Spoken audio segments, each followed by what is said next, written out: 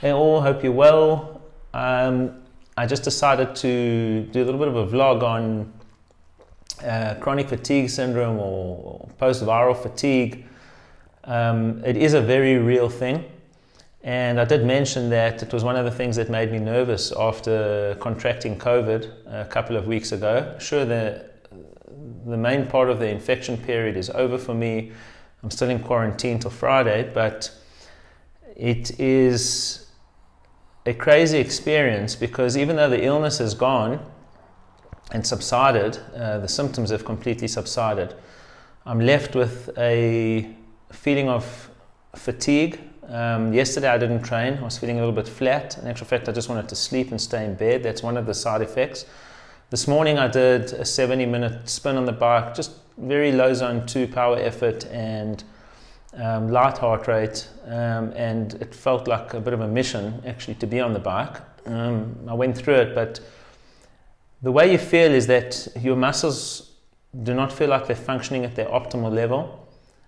In a way, it's like mitochondrial dysfunction. The mitochondria are your energy cells that produce ATP, adenosine triphosphate, which obviously fires the muscles, and I can tell you now that your muscles are not firing on all cylinders. That's the feeling you get. You get this feeling of just, my muscles are weak, they're feeling lame, and they're partially functional.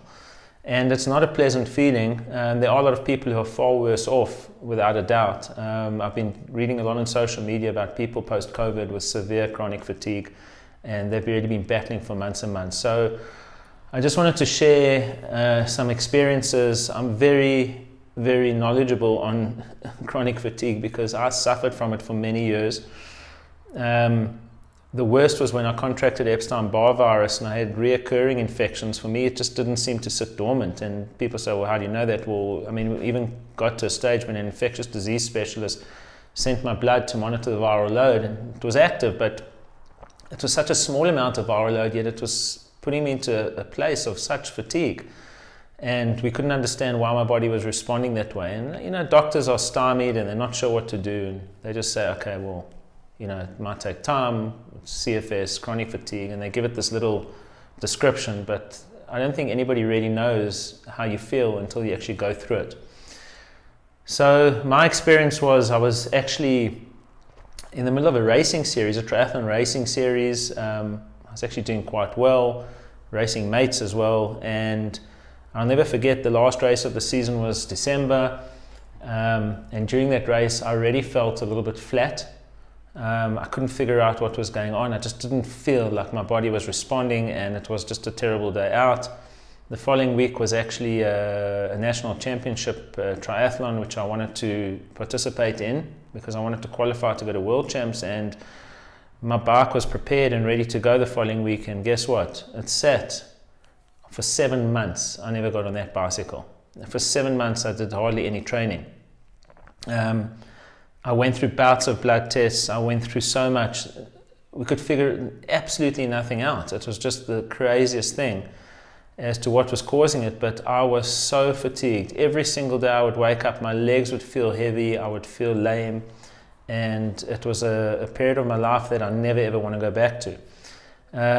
The funny thing is that I actually landed up spending quite a few months overseas during that period, and shortly after I landed overseas, and I think I was with my kids in actual fact, and it was quite an amazing time. I felt a lot of de-stressing, and I felt like I was starting to come back to normal again, and I landed up training. I was running at the time, and within 8 to 9 weeks, I was actually invited to go and do a race, and I was like, this is crazy. For 7 months I've been doing nothing, and now somebody's come and they've invited me to a race. And I thought, well, it's a 25k trail run. It wasn't very technical. It was mainly in a riverbed, and I thought, well, you know what, maybe I'll just do this run, and well, I'll take it easy. And I sent this friend of mine a message. I said, this is the pace we're going to run at, like keeping it nice, steady and controlled. Anyway, I stood there. I didn't know what to expect. I was so anxious because I'd been through so many months of suffering that I just had no idea what to expect. Anyway, the gun went off and my competitive nature took over, and I landed up running after a bunch of 3 guys who were leading the race, and landed up being 4 of us. And before I knew it, at around kilometer 8 of 25 Ks, one of the guys dropped off, and I looked at us and I was like, okay, this is 1, 2, and 3. That's 1, 2, and 3 on the podium, and I'm thinking, okay, I can't let go. Anyway, lo and behold, I landed up running. I thought I'll run to the 14K mark, which was like a turnaround point, and then I can see how far number 4 is behind me. And when I realized that there was actually like a 2 or 3 minute gap at the turnaround point, I realized that if I just keep running at this pace, I can hold on to the podium. I held on to number 1 and 2 as long as I could, and then they dropped me. And in actual fact, I landed up finishing in 3rd overall, and it was just the most amazing experience of my life. It had nothing to do with the race, and it had nothing to do with the podium. And this picture actually paints 1,000 words, and I've put it here in the video. Here we go. And basically, this was my face crossing the finish line. It was 7 months of suffering from chronic fatigue syndrome, and I was victorious not by getting onto the podium. I was victorious by overcoming an illness which had subdued me for so long. And the reason I'm telling this story is because for those of you that are suffering from post-viral fatigue, I've seen messages of, I'll never run again, I'll never ride again, I'll never race again, I might never do a marathon again. I've seen lots of them over the last few weeks. I can honestly say that there is light at the end of the tunnel. There's absolutely light at the end of the tunnel, and do not give up hope.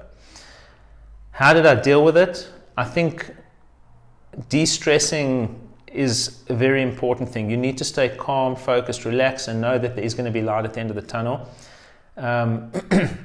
You need to find things that keep you calm and relaxed. One of the things that I used to do was have a sauna quite often. I found that was so good for me, like 15 minutes a day. But over and above that, I put a lot of focus into sleeping, because sleep is so crucial. I put a lot of focus into my nutrition, mainly alkaline diet, making sure my gut bacteria was strong, making sure that every single thing that I put into my mouth worked for me and not against me, because clearly there was something in my body that was still, my body was still responding to and fighting off quite heavily. So that was the other thing. I did do light exercise. I listened to my body. I graded myself back to training very slowly. I never rushed it. Again, light intensity exercise, occasionally a little bit of intensity. And as the sort of months wore on, every time I thought that there was no change or nothing was happening, the shift of going back to normality was actually so quick, I couldn't believe it. But eventually there was light at the end of the tunnel, and I did turn the corner. So I was chatting to my wife this morning. We've just come out of COVID. We're both experiencing post-viral fatigue. In my heart, I know this isn't going to be a repeat of what happened to me many years ago with EBV. But the one thing I do know is how to manage it and how not to give up. And it's very important that for any of you that have suffered from COVID or any other viral infection and you're feeling the lingering effects of chronic fatigue syndrome, is please don't give up. There is definitely hope. Keep at it, focus on the right things, look after your health, and just know that eventually that day will come where you turn the corner and the nightmare will be behind you. So that's all I wanted to say for today. We'll keep you posted. I mentioned I'm going for bloods next week. I'll let you know what happens there. There will be a nice comparison. But again, bloods don't always pick up things like this. And yeah, I'll keep you guys in the loop. So enjoy the rest of your day. Keep that social distancing. Make sure you're wearing your protective gear. And yeah, try and avoid this virus as much as possible because it isn't pleasant. We'll see you all again soon.